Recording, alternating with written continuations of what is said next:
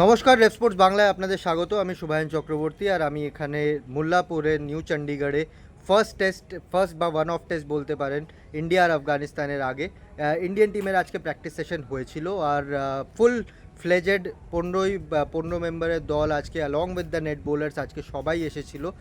গতকাল একটা practice session হয়েছিল, বাট যারা আইপিএল ফাইনালের পার্ট ছিল গুজরাট টাইটান্স আর আরসিবির থেকে, শুভমান, প্রসিদ্ধ কৃষ্ণা, মোহাম্মদ সিরাজ হয়ে গেল, ওখান থেকে দেবদত্ত পাডিক্কল হয়ে গেল, এরা কিন্তু আসেনি।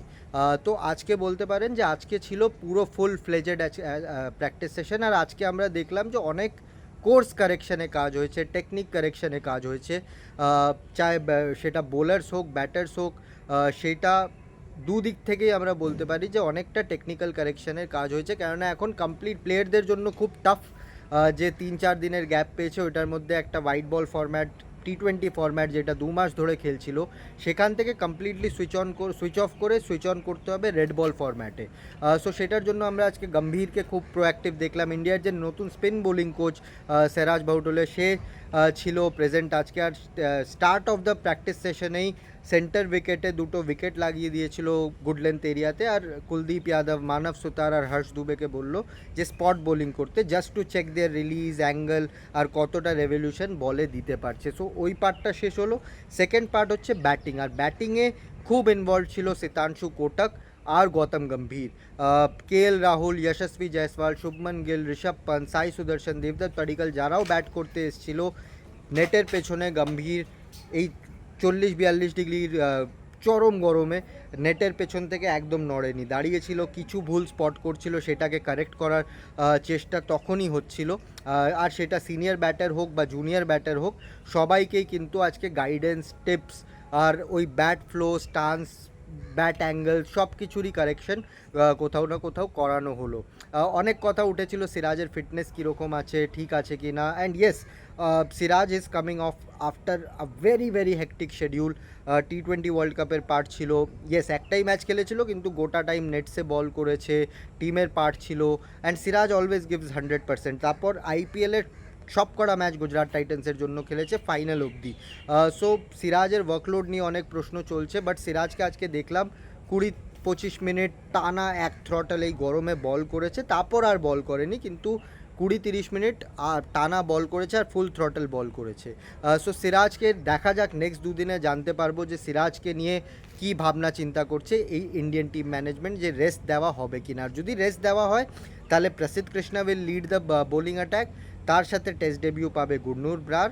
আর যদি সিরাজকে রেস্ট দেওয়া হয় তাহলে একটা অপশন থাকবে যে আকিব নবীকে খেলানো হোক, যে রঞ্জি ট্রফিতে আপনারা সবাই জানেন যে হিস্টোরিক একটা achievement for Jammu and Kashmir, and with the ball he was very impressive. So একটা অপশন হতে পারে যে আকিব নবীকে খেলাক, আর একটা অপশন হতে পারে যে নীতিশ কুমার রেড্ডিকে থার্ড পেস বোলিং অপশনের হিসাবে টিমে রাখা হোক। 3টে স্পিনার কারা হবে, কুলদীপ যাদব নাম্বার 1, ওয়াশিংটন সুন্দর নাম্বার 2। এবার থার্ড পেসারে এটা টস আপ হচ্ছে বিটুইন হর্ষ দুবে অ্যান্ড মানব সুতার। এই দুজনের মধ্যে একজন তো টেস্ট ক্যাপ পাচ্ছে। হর্ষ দুবের উইকেট টেকিং পেডিগ্রি বেটার, বিদর্ভের জন্য রঞ্জি ট্রফি ক্যাম্পেনে জিতিয়েছিল, বিদর্ভের জন্য বিজয় হাজারে ট্রফি ক্যাম্পেনে খুব ভালো করেছিল। So Harsh Dubey can bat down the order as well, better batter than Manav Suthar. So ওই দিক থেকে একটা কম্পিটিশন চলছে, বাট এখনও বলাটা খুব আর্লি হয়ে যাবে। কালকে আমরা একটু বেটার বুঝতে পারবো যে হর্ষ দুবে বা মানব সুতার কোন দিকে টিমটা এগোচ্ছে।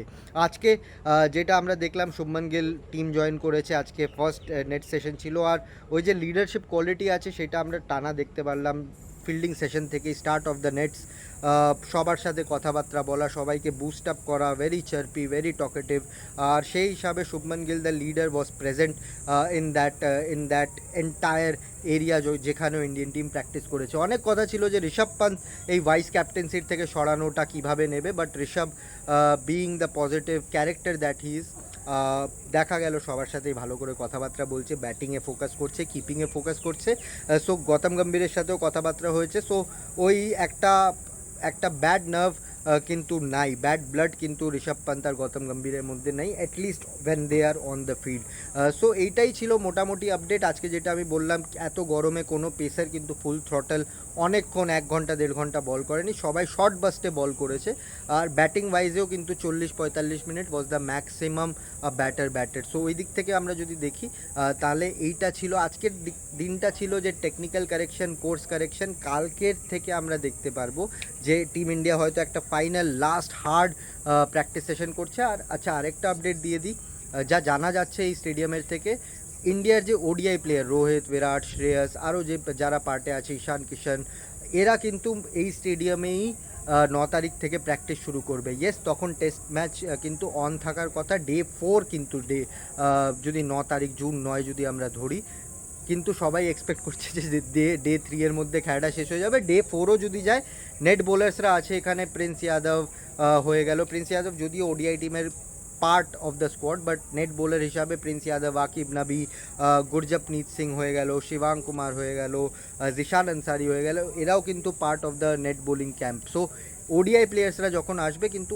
ওরাও হেল্প করবে, এই নেট বোলার্সরা কিন্তু হেল্প করবে বিরাট, রোহিত, ঈশান এদেরকে প্র্যাকটিস করানো। রোহিত আর হার্দিকের দিকে নজর থাকবে যে সেন্টার অফ এক্সিলেন্সে কী ফিটনেস রিপোর্ট আসে, বাট ওভারঅল এইটাই জানা যাচ্ছে যে 9 থেকে 11 এখানে প্র্যাকটিস করবে, তারপর 12 তারিখ এখান থেকে ধর্মশালা বেরিয়ে 13 তারিখ ধর্মশালাতে ম্যাচ খেলবে। সো এটা ছিল মোটামুটি আজকের আপডেট। প্রথম যেটা আমি বললাম, প্রথম ফুল ইন্ডিয়ান টিমের প্র্যাকটিস সেশন, বাট আজকে ফুল থ্রটল কেউই যায়নি গরমে, একটু কোর্স কারেকশনের দিকে কাজ হয়েছে, যেখান থেকে আইপিএল মোড থেকে বেরিয়ে এবার টেস্ট মোডে যাতে চলে আসে। আপনারা বলুন আপনাদের আইডিয়াল প্লেইং 11 কী হবে, আপনারা কি সিরাজকে খেলাবেন কি না, নাকি রেস্ট দিয়ে আকিব নবীকে ডেবিউ দেবে, গুরনুর ব্রারকে ডেবিউ দেবে, আর আপনাদের স্পিনার চয়েস কী হবে, হর্ষ দুবে বা মানব সুতার?